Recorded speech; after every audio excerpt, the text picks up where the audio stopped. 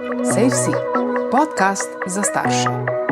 To nam tudi velikokrat sporočijo, zakaj se ne želijo zaupati staršem v takšnih stiskah. Prvič, ne želijo jih razočarati, zelo jih je sram, ali pa nočemo obremenjevati svojih staršev s tem. Oni imajo dovolj svojih težav.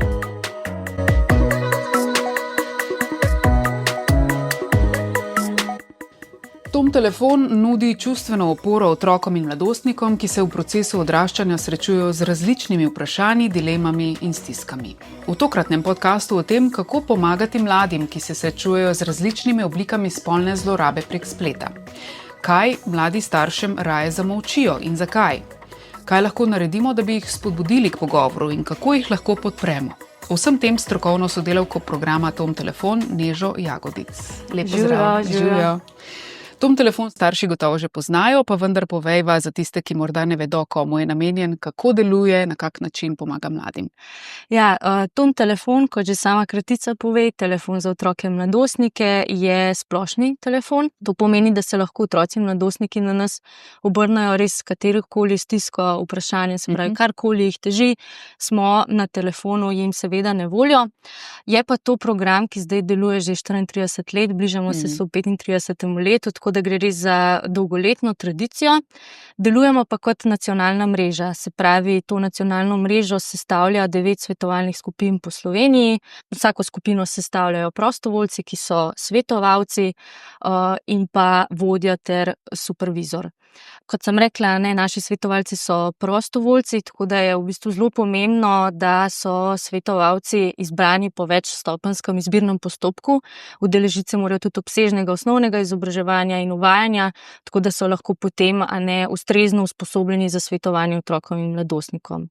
Svetovanje je anonimno, zaupno, brezplačno, je pa res, da že kar nekaj let nismo na voljo otrokom samo prek telefona, ampak tudi preko e-kanalov, imamo e-pošto in klepetalnico. Že jaz prihajam iz generacije, kjer mi je v bistvu zelo blizu, da si tipkam, kaj šele otrokom in mladostnikom. Če je pa prisotna še kakšna stiska, je pa včasih res mnogim lažje, da to ubesedijo na način, da nam pišejo. Tako da sta ta dva kanala vedno bolj priljubljena, bi rekla.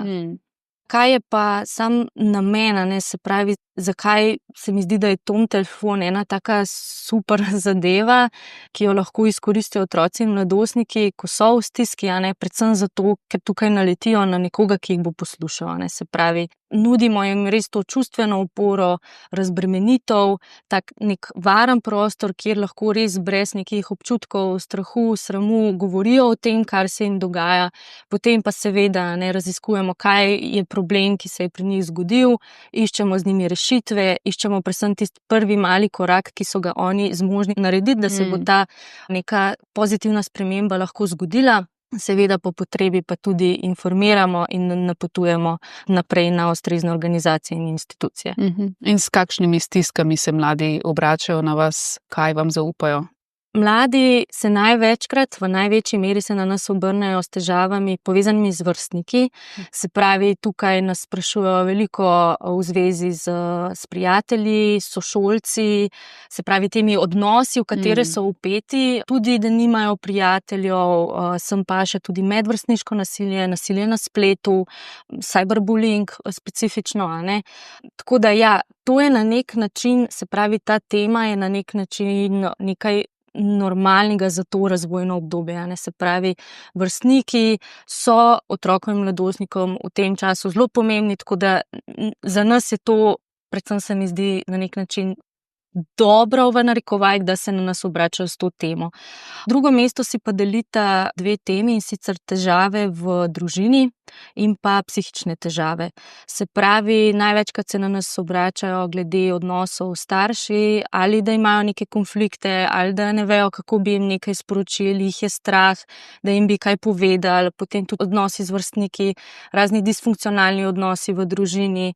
Pri psihičnih težavah so pa tukaj potem vprašanja povezana z težavami v duševnem zdravju, torej od anksioznosti, depresivnosti, motenj hranjenja, samopoškodovanja. Tako da to so, bi rekla, zdaj 3 teme, ki so najbolj pogoste in največkrat omenjajo. Je pa recimo zanimivo, če se vrnemo v čas pred epidemijo. Takrat seveda na prvem mestu so bili spet te vrstniki, vsako leto so vedno vztrajali na tem prvem mestu, medtem ko psihične težave in težave v družini ne. Če se malo spomnimo, kaj se je zgodilo potem v času covida, ki je v bistvu zelo povzročil eno tako spremembo v pojavnosti teh vsebin, se pravi, težave z vrstniki so se zelo umaknile v ozadje, vemo, da otroci in mladostniki niso bili v šolah, niso bili v tem nekem fizičnem stiku, zato je bilo teh vprašanj in stisk manj, so pa potem na prvo mesto takrat res stopile težave v družini in pa psihične težave. Recimo samo za ponazoritev, samomor je bila tudi ena taka tema, s katero so se na nas zelo veliko obračali, se pravi od tega, da razmišljajo o samomoru, da imajo za sabo že poskuse, da načrtujejo. Pred covidom je bil vsak 60. kontakt povezan s to tematiko, v času covida že vsak 13. Po covidu so se stvari nekako vrnile v prejšnje stanje, se pravi vrstniki spet na prvem mestu, kot sem že prej povedala, medtem ko težave v družini in psihične težave pa potem kar vztrajajo na tem drugem mestu, se pravi lansko leto je bil že vsak 5. kontakt na tom telefon povezan s psihičnimi težavami. Zdaj, kar se pa tiče, kdo so te otroci in mladostniki, ki nas kontaktirajo, najpogostejša starostna skupina, ki se obrne na tom telefon, so starostniki tam od 13 do 15 let. In to v bistvu 2/3 vseh kontaktov prejmemo od te starostne skupine. Če pa pogledamo po spolu, se pravi največ je predstavnik ženskega ali pa moškega spola, je pa zelo odvisno od kanala, na katerega se na nas obrača. Se pravi, na telefon nas v približno podobni meri kličejo tako fantje kot punce, celo malo več fantje, medtem ko e-kanale v veliko večji meri uporabljajo dekleta.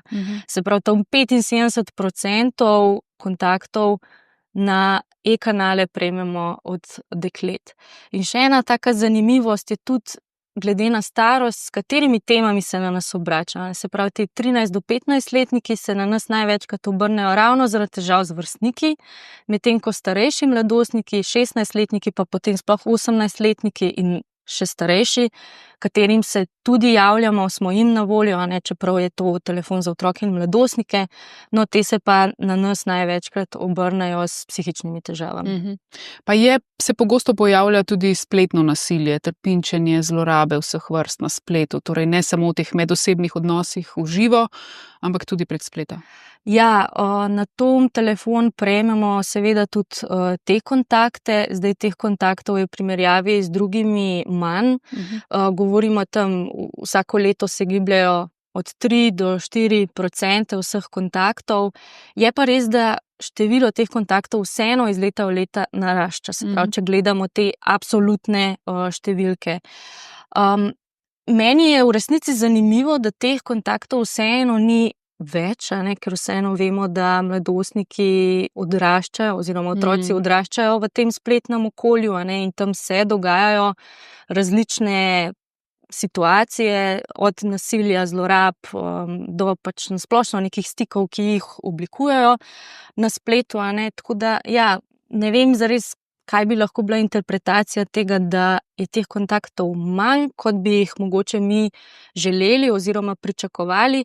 Sem pa razmišljala, vseeno neke, recimo, če pogledamo prekomerno rabo digitalnih naprav, to je mogoče ena taka tema, ki jo otroci in mladostniki ne doživljajo kot problematične. Se mi zdi tudi odrasli dostikrat ne vemo, da je to mogoče že lahko problem in seveda, če tega ne zaznavajo kot neko težavo, se s tem na nas ne bojo obračali. Enako velja z različnimi zasvojenostmi, igranjem spletnih iger in tako naprej. Ja, pa tudi pogosto se mi zdi, da je lahko spletno nasilje nekaj, kar se njim zdi nekaj običajnega, normalizirano tudi, v bistvu. Da sploh nima občutka, da je to, da je s tem kaj narobe, Po drugi strani pa mogoče res tudi to, da v takšnih situacijah je še toliko težje se zaupati in odpreti, zelo dolgo časa s takšnimi stiskami ostajajo sami. V prejšnjih epizodah smo že omenjali sekstanje, torej med mladimi je danes zelo razširjena izmenjava intimnih fotografij in posnetkov. Tudi če odrasli mislimo, da ni tako, otroci to pogosto počnejo, ne vsaj tako nam povedo v raziskavah. Se na vas obračajo tudi z vprašanji, stiskami povezanimi s tem? Ja, drži, se obračajo na nas, predvsem so to mladostniki, a ne. Je to vedenje, ki je razširjeno tudi med mlajšimi mladostniki, tam beležimo od 12. leta naprej se s to temo obračajo na nas. Bi pa rekla, a ne, da to je načeloma neko običajno mladostniško vedenje, se pravi, ko začnejo vstopati v neke prva romantična razmerja, želijo pač se z osebo zbližati, biti bolj intimni in to pač seveda počnejo zdaj tudi preko spleta. Seveda pa to prinaša neka tveganja, ne. Vemo, da ko neko fotografijo, posnetek delimo, nad njo izgubimo nadzor in lahko jo vidi tudi nekdo, kateremu najprej ni bila namenjena. Ja. Pred seboj imam nekaj zapisov vaših primerov resničnih situacij, s kakršnimi se na vas obračajo mladostniki. Naj poudarim, da so primeri anonimizirani in nekoliko prilagojeni, da bi zagotovili zasebnost in preprečili morebitno prepoznavanje posameznika v zgodbi. Torej, prvi primer. Ne vem, kaj naj naredim, ker ima moj bivši fant moje gole slike. Vem, da je to zelo neumno, da sem mu jih poslala. In drugi primer, jaz si hočem nekaj narediti zaradi tega, ker sem poslal intimno fotografijo sošolki namesto moji punci. Vem pa, da sem za to kriv jaz in dovolj hudo je že, da sem sploh pošiljal. Res sem prizadet in ne znam razmišljati. Če kdorkoli to izve, se jaz ubijem. Ja, zdaj na tom telefon prejmemo kontakte, ko se nekaj že dogaja, a ne, oziroma praktično nikoli se na nas otroci in mladostniki ne obrnejo, da bi nekaj preverili, da bi se nekaj prepričali, a ne, o tem primeru, dobili informacije o tem, ali naj to vedenje naredijo ali ne, ali ne grejo v to z drugo osebo, a ne. Tako da, ja, naša opažanja so, a ne, da se mogoče prepozno zavedo, da to pa ima lahko neke posledice, a ne, in seveda k temu se potem pripnejo različni občutki od tega, da jih je sram, da se počutijo krive, a ne, tukaj ta dva primera res pokažeta, kako se tudi sami sebe zmerjajo, a ne, jaz sem pa neumen. Ja, tako da to doživljanje je res izjemno intenzivno, od tega, da imajo občutek, da se jim bo vse obrnilo na glavo, od tega, da v resnici tudi ne vidijo izhoda iz te situacije, a ne. Ta drug primer tega fanta, v bistvu že kot edini izhod v primeru, da se bo zgodila škoda, da bo prišlo do posledic, vidi to, da bi se ubil, a ne. Ja.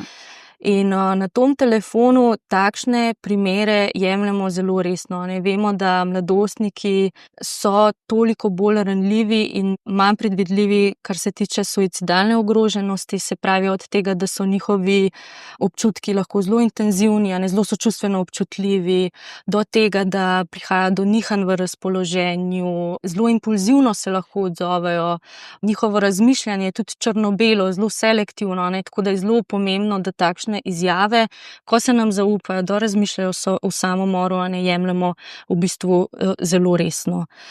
In ja, še kar je ena taka specifika, se mi zdi pri sextingu, a ne, je, da v bistvu vsak trenutek pri njih prinese neko novo skrb, a ne, se pravi od tega, da se zelo ukvarjajo s tem, kaj se bo zgodilo v nekem trenutku, pa potem v naslednjem, če se to zgodi, kaj pa potem, a ne, tako da vsak trenutek res prinaša neko novo skrb in seveda potem je tukaj zelo prisoten ta strah in nemoč, kaj lahko oni sploh naredijo.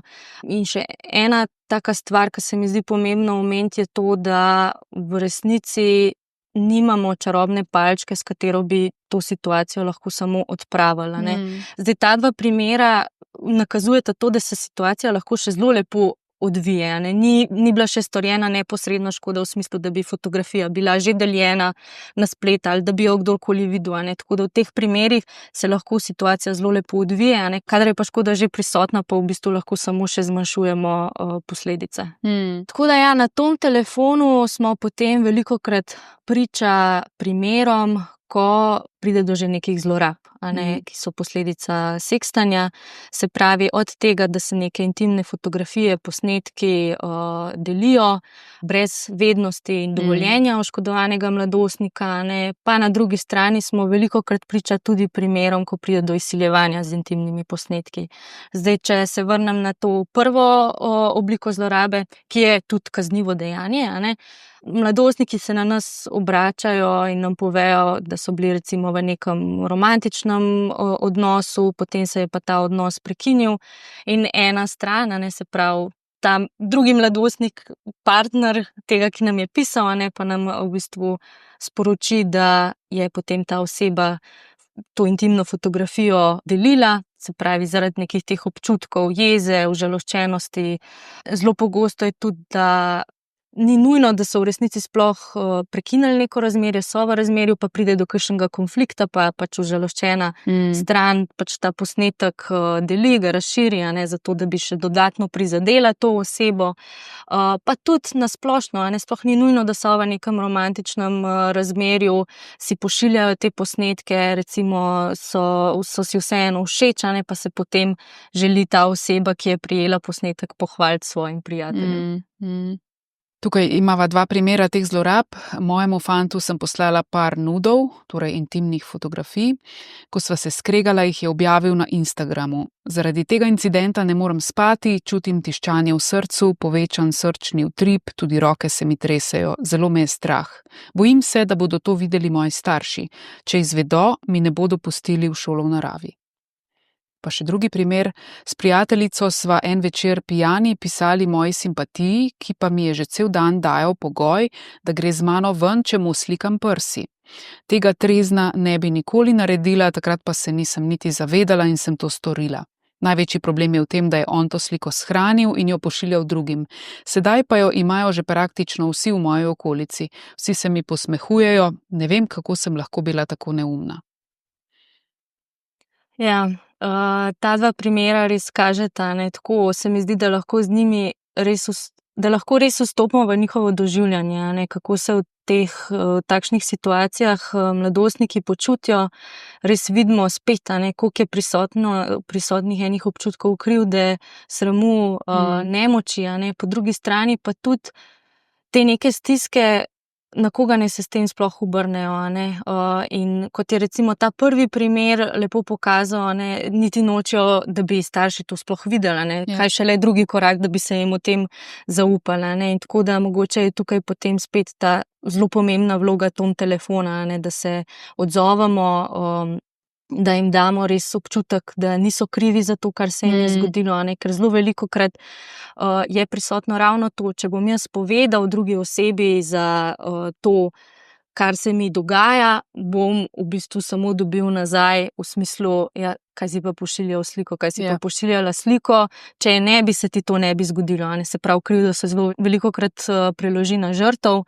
Potem tudi na splošno, če pogledamo, zakaj to nam tudi velikokrat sporočijo, zakaj se ne želijo zaupati staršem v takšnih stiskah. Prvič, ne želijo jih razočarati, drugič, zelo jih je sram, tukaj gre res za nekaj zelo intimnega, da bi potem starši to videli, je za njih zelo, zelo težko. Pa tudi to, da so prisotna pri njih res neka ta notranja prepričanja v smislu, moram sam rešiti to zadevo, ali pa nočem obremenjevati svojih staršev s tem. Oni imajo dovolj svojih težav, jaz jih bom s tem samo še dodatno obremenil, tako da to so res ta neka zelo zakoreninjena notranja prepričanja, ki jih imajo in jim je zaradi tega zelo težko se zaupati. Pa zagotovo tudi to, da se bojijo kaznovanja. To je tudi ta prvi primer dobro pokazal, se boji, da ne bo mogla iti v šolo v naravi. Zelo pogosto jih je tudi strah, recimo, da bi jim vzeli kakšen telefon, tako da v takšnih situacijah pač zaradi tega kaznovanja potem tudi ne želijo se zaupati. Zagotovo pa tudi to, da jih je strah, kaj lahko naredi storilec, kako, sploh če gre za kakšno izsiljevanje z intimnimi posnetki, kako jim lahko še dodatno grozi, jih je še dodatno postavil v nek neprijeten položaj. Ja. Tako da te razlogi, zakaj je mladostnikom težko stopiti v stik in se zaupati, glede tega je v bistvu veliko. Bi pa tukaj še eno stvar izpostavila, kar se mi zdi pomembno, da naslovimo, ko smo v stiku z otrokom, ki je v takšni situaciji, je sicer to, da zelo povezano s temi občutki krivde, se pravi, da je on kriv za nastalo situacijo, da mu damo vedeti, da je v bistvu bilo zlorabljeno njegovo zaupanje. Se pravi, oseba, ki se je on zaupal, ji poslal te intimne fotografije v smislu, da bi bil z njo bolj intimen, da bi se bolj zbližil, da je to tudi nek znak povezanosti, je v bistvu to zlorabil. In tukaj je pa zelo pomembno, da naslavljamo potem tudi te občutke, se pravi občutke neke izgube, občutke izdaje, v resnici tudi ponižanja, ki so v bistvu lih toliko težki in hudi, kot to, da se morajo oni zdaj ukvarjati, kako bojo to situacijo rešili. Imava tudi primer izsiljevanja z intimnimi posnetki, ki je potem naslednji korak, v katerega lahko preide sekstanje. Torej, imam težavo, bil sem naiven in neumen, da sem to naredil. Na eni od aplikacij sem dodal neko podnarekovaj punco, potem je prišlo do videoklica, kjer se je vse zgodilo. Imajo moj privaten video in me izsiljujejo za denar.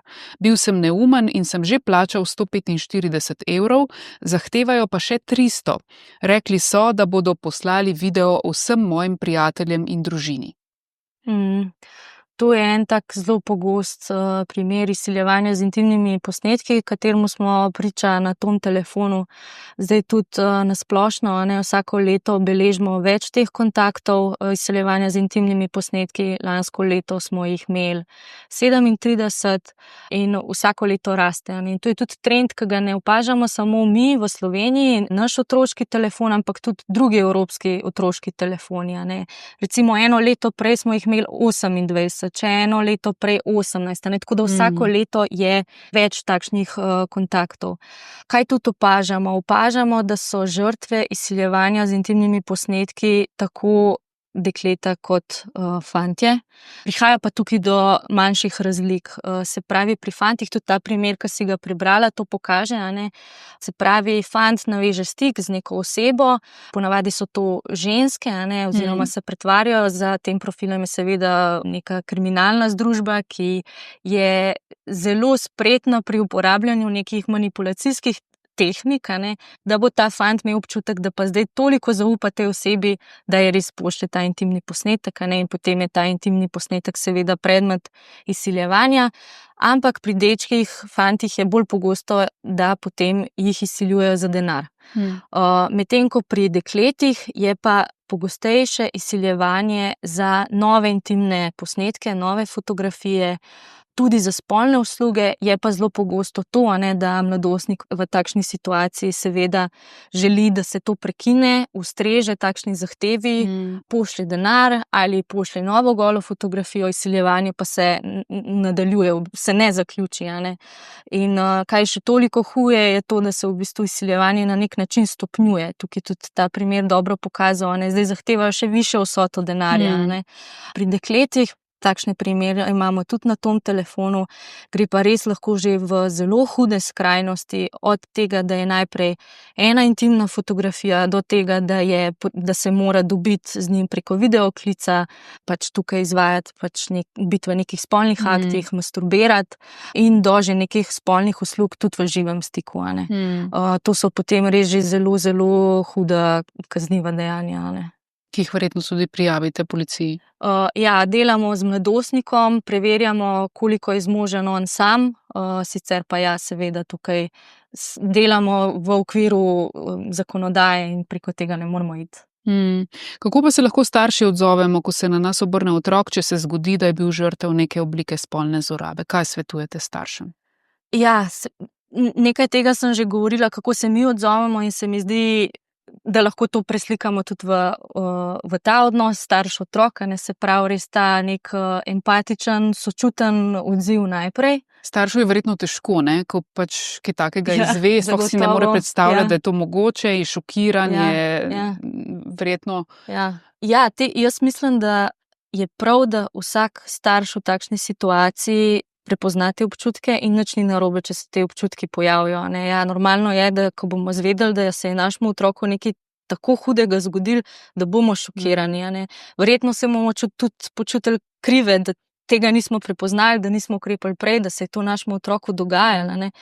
In jaz mislim, da teh občutkov ni potrebno skrivati, ne. Meni se zdi, da lahko otroku povemo: jaz sem pa v šoku zdaj, a ne." Ampak v naslednjem koraku je pa zelo pomembno, da zdaj ne bo nas otrok tam tolažil, a ne, in se ukvarjal z nami, ampak da se mi toliko znamo pomiriti, da smo lahko tam za otroka, a ne. Zakaj se mi zdi to pomembno, a ne? Ravno zaradi tega, ker nam otroci in mladostniki velikokrat povejo, da jih skrbi, kakšen bo odziv staršev, a ne, in da jih bojo s tem prizadeli, a ne. In zelo pomembno je, da starš v bistvu otroku pove: jaz sem zdaj v šoku, ampak ti si zdaj pomemben, jaz lahko poskrbim zase, ne ti skrbeti zame, zdaj si ti tukaj prvi in morava, a ne, se pogovoriti o tem, da ti lahko ustrezno pomagam, a ne. In potem narediti nadaljnje korake. Ja, se pravi, v prvi vrsti res, še enkrat bi poudarila to, da smo odprti, a ne, da se res empatično odzovemo na nek način, ker to odpira prostor za pogovor. Se pravi, od tega, da ne gremo v neko moraliziranje, zakaj si pa to storil. Krivdo, a ne, ker potem pač otrok ne bo več želel o tem sploh govoriti z nami, ali pa se naslednjič, ko bo spet kakšna nova stiska, na nas ne bo s tem obrnil, a ne. Potem v drugi vrsti se mi pa tudi zdi pomembno, zelo so pomembne besede, ki jih dajemo, a ne, ker mladostnik je že tako čisto razvojno gledano, a ne, ko ima neko težavo, ima neko preferenco, da bo to reševal sam. Mu je zelo težko, da se bo po pomoč obrnil na odraslo osebo, a ne. In to, da razmišlja, da se bo obrnil na odraslo osebo, ga že spravi v bistvu v nek stres, a ne. Potem pa še, ali bo na drugi strani odrasla oseba, ki bo mene slišala in mi bo pomagala, je pa potem še en dodaten stres, a ne. Tako da so res zelo pomembne te besede, ki jih odrasel v takšni situaciji uporablja, oziroma tudi vprašanja, ki jih postavlja, a ne, da so ta vprašanja odprta, v smislu, mi lahko poveš več, a ne, kaj se je zgodilo, kje, kako, kdaj. Izogibamo se recimo vprašalnici zakaj, a ne, zakaj si to storil. Lahko zelo spet deluje tako obtožujoče, a ne. Tako da ja, to je recimo en tak zelo pomemben vidik, vsekakor, a ne, pa je potrebno tudi otroku povedati, kaj bomo naredili, kako bomo urgirali, kdo bo za vse to izvedel, kdo mora za vse to izvedeti, a ne.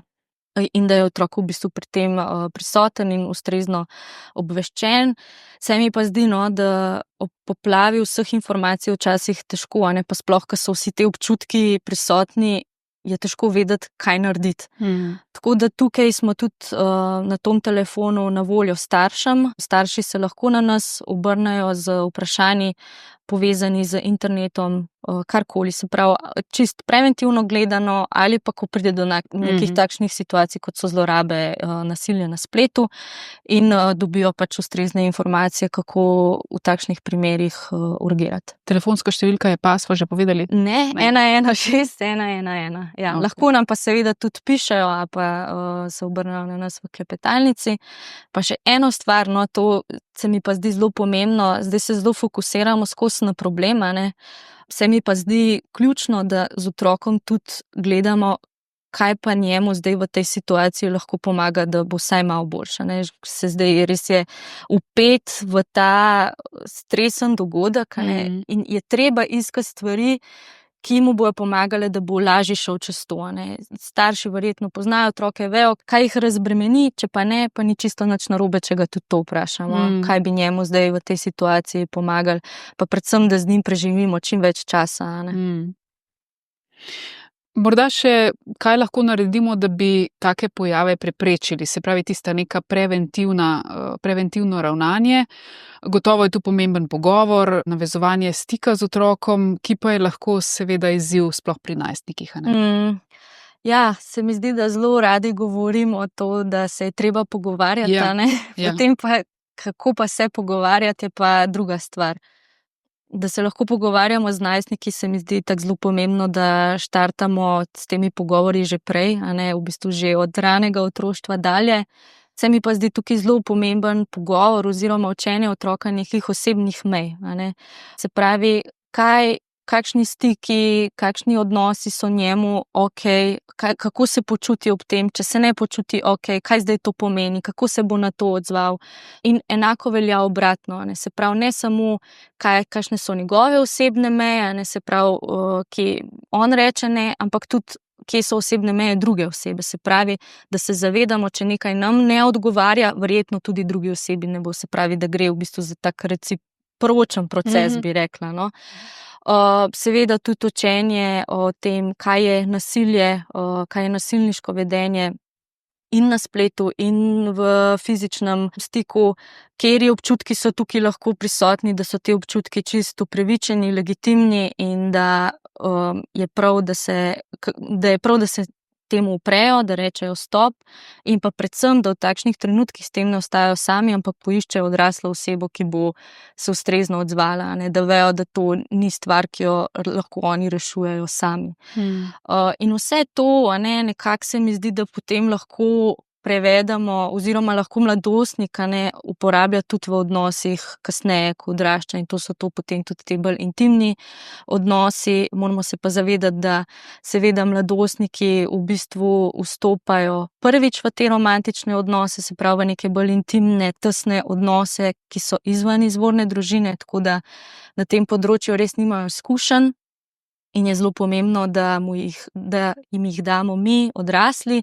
Seveda pač spet je odgovor, je pogovor, Ampak jaz mislim, da je zelo pomembno ne samo ta pogovor o sami spolnosti, ampak nasplošno spet pogovor o odnosih, o intimnosti, o bližini. Recimo zanimivo je, na Tom telefon se res velikokrat obrnejo mladostniki, mladostnice, kar se tiče nekih ljubezenskih težav, in imajo zelo občutek, da morajo z vsem hiteti. Zelo veliko enih vprašanj, zelo veliko ene skrbi, kaj pa, če bo druga oseba na drugi strani že minilo vse, se pravi, da jim damo vedeti, da če te občutki so prisotni, ne bojo kršli. In da je zelo pomembno, da grejo v nekem svojem tempu, da ni jim treba hiteti, da ne grejo počasi, korak za korakom. Predvsem pa v bistvu spoznavanje drugega. Ja, se mi pa zdi, da je zelo, zelo pomembno, da smo čim več spet v stiku z mladostnikom. Do takih pogovorov ne pride kar tako. Se mi zdi, da več kot smo skupaj, več je možnosti, da bo do takšnega pogovora prišlo. Se mi pa zdi, da lahko dostikrat črpamo iz okolja. Ali gledamo recimo kakšen film skupaj, pa se pogovarjamo o nekem odnosu, ki je bil tam, do nekih medijskih zgodb, ki so, pa jih lahko samo povabimo k razmišljanju in s tem v bistvu zelo veliko dobimo in izvemo o tem, kako mladostnik doživlja odnose. Se pravi, dobro, da ves čas razmišljamo o tem, kaj skupaj gledamo, da se potem iz tega v bistvu razvijamo ta pogovor. Pa tudi to, da v bistvu počnemo stvari z mladostnikom, ki tudi njega veselijo. Se pravi, da si vzamemo čas za to, ker v takih trenutkih je potem tudi on sproščen, ker mu je to fajn in se takrat lahko, se mi zdi, res odprejo ful zanimive debate. Ta čas 1 na 1, torej tako, ne samo družinski čas skupen, ampak v bistvu tisti čas, ki ga posvetimo enemu otroku in samo njemu tisti trenutek. Želimo si seveda, da bi bilo stisk in težav mladih čim manj, če pa se zgodijo, pa je prav, da je na voljo pomoč in te informacije širimo prav zato, da bi bilo zavedanja o teh možnostih pomoči čim več. Naj torej ta uvid v stiske mladih staršem pomaga bolje razumeti, kaj mladi doživljajo, da se bodo lahko ustrezno odzvali. Hvala za ta pogovor. Hvala.